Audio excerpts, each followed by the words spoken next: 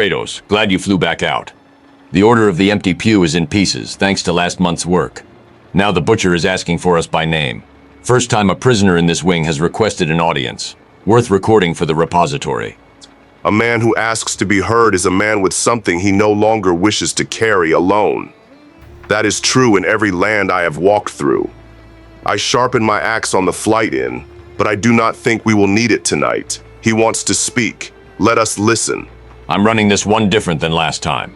No threats, no cuts to his light cycle, no pressure plays. He talks, we ask. He keeps talking, we keep asking. Think of it less like an interrogation and more like a long conversation with a serial killer who is finally ready to explain his work. I have sat with such men before.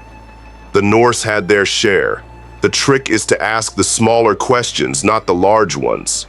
The large questions invite speeches. The small questions invite the truth. Let me handle the small ones. You handle the shape of the night. Gorr, you asked for this meeting. The floor is yours for a stretch.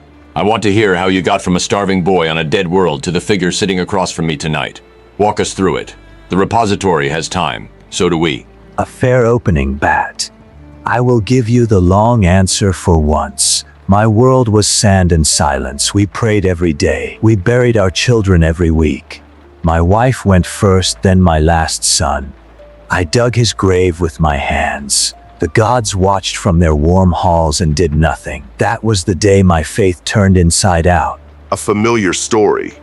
Mine began the same way, though on a different soil. Tell me one thing, Butcher. When the faith turned inside out, what was the first thought that filled the space the prayers had left behind? Not the plan to kill gods. The first thought before that one. Take your time on the answer. I'm not chasing names tonight. I want the shape of the moment, the thought before the plan. That's the part most files never capture. The repository has hundreds of pages on what killers do. We want the page on what they think before they begin. The first thought was simple, Bat. I thought, they are not listening because they cannot hear. Then I thought, they are not listening because they will not hear. Then I thought, they are not listening because there is no difference between the two. The plan came after. The plan is always the easy part. The third thought is the dangerous one. I had a version of it myself long ago. Once a man decides that silence and refusal are the same thing, every act of mercy looks like a trick. Tell me how long you sat with that third thought before you acted on it. Days, months, years. I want to ask about Earth before you answer, Kratos. You have been here long enough now to study us. You have seen the League, the cities, the daily news cycle. Give us your honest read. Not a threat, a review. What does Earth look like through the eyes of someone who hunts gods for a living? Earth is strange to me, Bat. You have no gods in your sky, yet you build them anyway. Your Kryptonian wears a cape and calls himself a man. Your Amazon answers to her mother on an island. Your Green Ring crowd takes orders from a council in space. You are a planet of small gods, pretending to be larger gods, pretending to be people. It is the most confused arrangement I have ever studied. A sharp observation. Continue with that thread. Name the flaws you see in these small gods of Earth, not their weaknesses in battle, their flaws in how they carry the weight. I am curious which ones you would call to first if the hunt resumed. Let's get Robin's input. He is leaning forward for the first time in any session we have recorded. Past tapes show him locked back against the wall. Tonight he is meeting the table halfway. That is a body language shift that lines up with what he just said about the third thought.